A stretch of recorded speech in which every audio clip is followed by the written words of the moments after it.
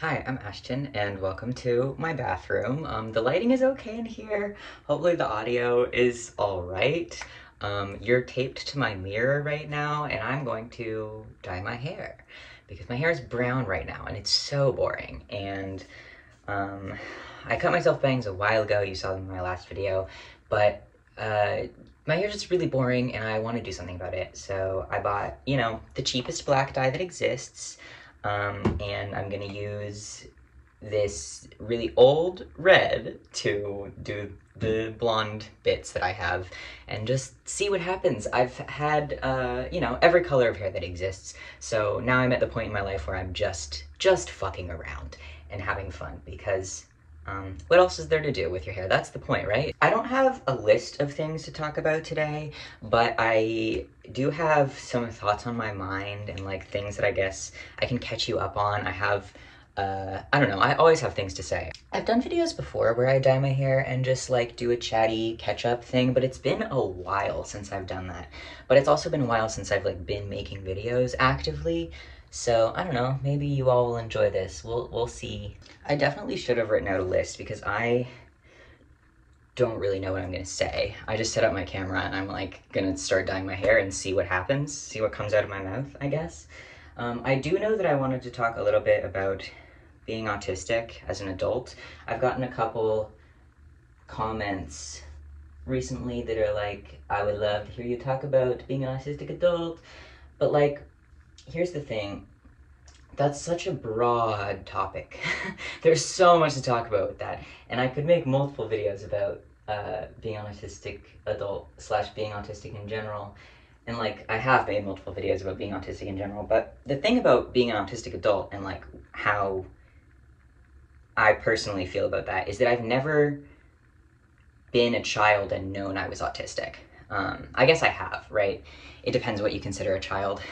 I didn't know I was autistic until I was a teenager, so I never really had, like, time to process it as a kid or even as a teen.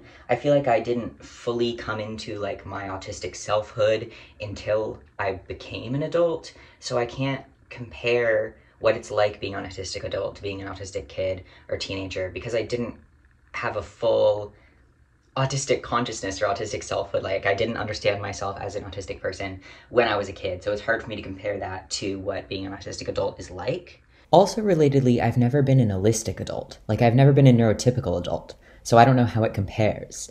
I can't make any comparisons between the two because I don't know what it's like. Anyway, I have been processing a lot recently how I've been doing as an autistic adult with 2 jobs. That's been very difficult for me. And I think it's partly just that, like, existing in the so-called American states right now is a very difficult thing for literally everyone. But obviously, when you are a marginalized person, it is more difficult, and autism and disability in general is definitely something that is not supported or easy to handle in the United States of America. God willing, it will fall soon. And I think people want me to talk about, like, what I've learned as an autistic adult, you know? But I feel like, largely, I have not learned anything yet because I'm still actively learning what it's like to be an autistic person, in that I only found out, like, 5 years ago, and I know a lot more than I did 5 years ago, obviously, but I still don't feel okay, if that makes sense. Like, I'm not thriving, I'm not doing great, and that's not because I'm doing bad, it's just because it's fucking hard to be an autistic person and, like, exist, and, like, go through everything that you need to go through in order to live. That works, we're good. I look a little bit like I'm bleeding from the forehead and that I did a crime, but we're good, we're fine. I think a lot of my processing being autistic and what that means for me historically has been realizing that, like, this is why life has always been harder for me. Like, this is why one of my, like, primary issues as a kid and as a teen was feeling like everything is so difficult all of the time. Because it is, because it's exhausting to be autistic in a neurotypical world. And being able to like have that answer has been helpful, but it's also been maybe disempowering is the word, to have to internalize that like, this is not gonna go away. Things aren't gonna get easier just because I know I'm autistic. Like, things might get easier as I learn to cope with things, as I learn to express myself in ways that make more sense for me, as I get better at sensory regulation, as I get better at expressing my needs. Even if that makes things easier, things are never gonna be as easy for me as they are for neurotypical people. Like, even in a perfect world where all of my needs were met and everything was the way that I wish it could be, I would still find life in general harder than autistic people find life. At least that's the way that I understand it. That's the way that I have processed it for me. That's the way that I feel. Anyway, work. I wanted to talk about this because I work currently in a field that is my special interest, or has been, was one of my first special interests, etc. And I guess I'll expand on that a little bit. So I currently have 2 jobs, and one of them is assisting horseback lessons, where I'm like the assistant instructor, and I take care of the horses there. Then I feed the horses, I take the horses in and out, I medicate the horses, etc., etc., all that sort of stuff. And that job I love doing. The more that I interact with the horse and not the person, I love that. I love when I don't have to interact with people. Shocking, right? And I think if I could afford to just take care of horses for the rest of my life, I absolutely would do that. I love to interact with them. They have been my special interest since I was like 5 years old. And yeah, it's stereotypical to have a horse special interest. I don't care. Some of us do have stereotypical special interests, okay? I'm not exempt from that. But like, when I was introduced to horses as a kid, I immediately fell in love with them. I read every horse book that existed. I wanted to be around them constantly. I had horse toys, I had horse stuffed animals. I checked out every fucking book from the library on horses, like every stereotypical horse girl trait, something I did. I galloped around the field at recess. I look ridiculous right now saying all of this, but it's true, right? And I think there's nothing wrong with that. Anyway, I'm not saying that horse girls are always autistic. Certainly not. That is not the case. But for me, the horse girlness was in fact me being autistic. And it's not my only autistic trait to have horses as a special interest, obviously. I'm not getting into every single one of my autistic traits. That's not something I'm interested in doing. I think that would be a long and tedious and honestly unnecessary video. I don't know where I was before that detour, but essentially I think what I'm trying to get across is that the horse girl is not always an autistic phenomenon. However, I feel like horses are kind of a stereotypical autistic special interest, and it's okay to have stereotypical special interests. I have a stereotypical special interest. I'm a horse girl. And I feel like autistic circles seem to often focus on not all of us have stereotypical special interests, but also some of us do, and that's fine, and that's allowed. Anyway, I was supposed to be talking about my job. Having a job that interacts with your special interest is both a blessing and a curse. Let me talk about it. On one hand, it does make it a lot easier for me to go to work many days. When I feel like I don't want to go to work, which is often, I'm like, it's fine, the horses are there. And that really gets me through. If I did not have horses at my job, I would not be going, not as nearly as much as I do. It can be a very motivating factor to get an autistic person to work, for them to be able to work with their special interest. And I think that's good a lot of the times, because I believe that autistic people should be able to do what we are passionate about, and oftentimes that involves our special interests. However, I have very complicated feelings on some aspects of autistic advocacy that focus on the profitability of our special interests. Do you know what I'm talking about? Let's get into it. This is maybe a hot take. Not everyone's gonna like this take, but I am very put off by a lot of autistic advocacy that focuses on how autistic people can work, because I feel like that's not the point. And this isn't like anyone in particular. I'm not trying to call out a certain person. I feel like this more so comes from organizations, and like Autism Speaks is obviously one of those, but any like non-radical, disability justice focused advocacy or organization really easily falls into this trap. And it's something I see so much, not just for autism either, but for so many different disabilities. People will say, like, people love to talk about how autistic people can work, and sometimes autistic people can work really well or really efficiently or really awesomely in the fields of their special interests. Like, yeah, okay, but what does that say about autistic people who can't work? Or people in general who can't work? Because I believe everyone, regardless of their ability to work, is still a cool and valuable person. And that our ability to work, or how much profit we are able to make, should not whatsoever correlate with our value as a person. I think everyone is a valuable person, regardless of how much profit they can generate. And sometimes when I see posts that are like, autistic people can be super productive in jobs that they love, and autistic people can work in the fields of their special interests and do super awesome things, I'm like, yeah, but why are we focusing on this so much? I do think there is some value in reminding and or teaching people that autistic people are sometimes able to work, because there is a very flat, unnuanced view of autistic people that the majority of the world has.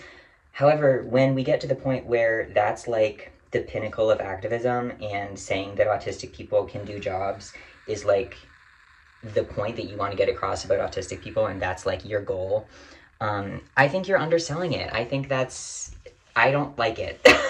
And I say this as an autistic person that is able to work sometimes and not full-time. I've had a few weeks of like full-time hours, and they really knock me out. Part of it is because I'm very heat intolerant. Part of it is because so much of my job is socializing, which is really, really difficult for me and takes a lot of energy. Part of it is that I am masking at work, both like a face mask and an autistic mask, and both of those things are pretty tiring, especially when you're the only person wearing a face mask. That shit's exhausting. Anyway, I simply think that if your idea of your worth, or anyone's worth as a person, is tied to how productive they can be, or whether or not they can hold down a job, or whether or not they are able to do a job, then you've got it wrong. Backtracking a little bit, because I kind of got off on a tangent, but to my discussion about working within the field of my special interest, having a job that, like, is my special interest, riding horses, being around horses as a whole, it's very nice in some ways, right? Because it motivates me to go to work, and I am doing something that I enjoy for the most part. The fact that I am paid to do my special interest has drastically changed my relationship with it. And I feel like I now have this love-hate relationship maybe with horses, or a little bit of like resentment towards myself for allowing myself to capitalize off of my special interest. And it's a very complicated feeling, and I would love to know if any of you have jobs related to your special interest and how you feel about that, because on one hand, like, I'm so grateful that I get to interact with horses as much as I do, and even if / when I leave the industry of horses, which I might, I don't know, I will miss them, and I feel like I will always want to have or find a way to interact with them in my life, regardless of whether or not I'm working with them. I feel like my relationship to horses and horsemanship has changed so much. And yeah, I've learned a lot in being paid to work with them and like having it become my profession, but it's also like exhausting to be a worker. It's exhausting to be a worker. That's all of it, really. Because I so often feel like, yay, I got to go to work where I get to interact with horses and like live my best life, whatever. But I also at the same time feel like, oh my God, I'm selling my labor for money, and like, that's the way the world works right now, I know, and I hope it won't be that way forever. And right now I'm working 4 days a week, which is pretty manageable for me. I still feel pretty tired, but as you know, because I'm making videos, like, I do have more free time, and it is so much more manageable than this past spring when I had a couple stretches where I worked like 14 days in a row. When you have two jobs, scheduling shit is really hard, and I'm at a point where I'm like kind of taking the hours that I can get because it is very seasonal. I only have like 1.5 jobs over the summer as opposed to the 2 that I usually have. This past week I worked 5 days in a row, and it was pretty tiring, but like I survived, and I just don't know that I could do it every week. Anyway, my point is, it's exhausting to be a worker under capitalism, and if I worked less hours a week like I'm doing right now, it could be sustainable for my body and for my mind, for my body, mind, whatever, but it's not sustainable for my income. Anyway, and this is another reason that I take issue with a little bit the idea of autistic people working within their special interests, because nobody warned me that having a job that interplays with my special interest would change my relationship to my special interest. Because sometimes I feel like I resent it now, because I don't like wage labor. And maybe if I was like super capitalist pilled, I would feel different. But I think the truth is that work is hard for everyone. And even if you like your job, your relationship to the thing that is your job is going to change when you make it your job, right? This is why so many artists don't want an art career necessarily, because it makes you hate your art sometimes. And that's a large part of why I don't think I can stay in the horse industry forever, because I don't want to hate horses. I don't want something that used to be so joyful and beautiful to me to become something where I just have to do it every day to live. Hello, terrible quality editing Ashton here to note that one thing that I have noticed has helped is engaging with my special interest outside of work, not only interacting with it while I'm masking at work. I watched a documentary about horses the other week and it was wonderful. I had a great time. I rode last night after I taught some lessons when I was alone at the barn, and that felt so much better than like riding on the clock, you know? Obviously that doesn't like 100% fix my problem, but it's a little bit better, and I thought it might be helpful advice for some of you, so I don't know, thought I would throw it in there. Because if you do something you like, but then you are exploited under a capitalist system to do it for pay, your relationship to that thing is going to change. And I feel like I should have seen that as obvious before I like took up doing my special interest as my work, right? But nobody warns you about that. Nobody talks to every autistic teenager and is like, hey, listen, a lot of people are going to tell you that it's okay to be autistic because you can profit off of your special interests. But nobody tells you the latter part of that, which is like, that can fundamentally change your relationship with your special interests, and it might not be in a positive way. Because it might turn out that you're an anarchist, and that nobody, especially not autistic people, is built to be working 40 hours a week. And I hate to feel like I'm complaining or come off like I'm complaining at all, because at the end of the day, I do feel very lucky to A, have a job in the field of my special interest, have multiple jobs in the field of my special interest, be able to afford to be working part-time right now, even though I'm like barely scraping by. I can still afford it, partly because my partner has a job too. Anyway, I'm doing okay right now, but at the point where I had a couple of weeks where I was working like 14 days in a row, I got really, really close to autistic burnout, like dangerously close. I was feeling really bad. I was like, what if I quit my job? I was not having a good time when I was working that much, because nobody has a good time when they're working for 2 weeks straight, right? Especially not an autistic person who doesn't really want to be working at all. How does this look?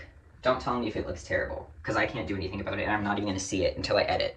Anyway, and I don't know if this is the case for all autistic people who work within the field of their special interests, but like, for sure, doing it for me has fundamentally, wholeheartedly changed the relationship that I have with my horse special interest, because now it feels like work, and I don't always feel as excited about it, and I don't always feel as into it in like the beautiful monotropic way that I can get into things. There are times when I feel that way, and I feel that way a lot more often at my easier job than at my harder job where I'm the teacher. I think this whole thing is also impacted by the fact that I'm not out as autistic at my job. It might be easier if I was, but it also could be harder if I was, and I'm scared. I don't want my boss to know I'm autistic. Is that I teach a lot of autistic kids, and I want them to know that I'm autistic, and I try to put off the vibes, but I don't want it to get back to my boss that I'm autistic because I fear that that could go badly. She said some things that make me feel like it could go badly potentially. But like the majority of the kids that I teach are autistic, and it would be so cool for them to know that I'm autistic because, you know, if I was a kid taking horseback lessons and my teacher was autistic, I would be like, that kicks ass. But it's complicated, right? It sucks. And I wish it didn't suck. Again, would love to hear from you if you've made a career out of your special interest. How does it feel? Do you feel like your relationship with your special interest has changed? Has it changed in a good way, maybe? That would be awesome if it has. I would love to hear stories like that. Maybe make me feel a little bit better. Or maybe make me feel a little bit worse. I don't know.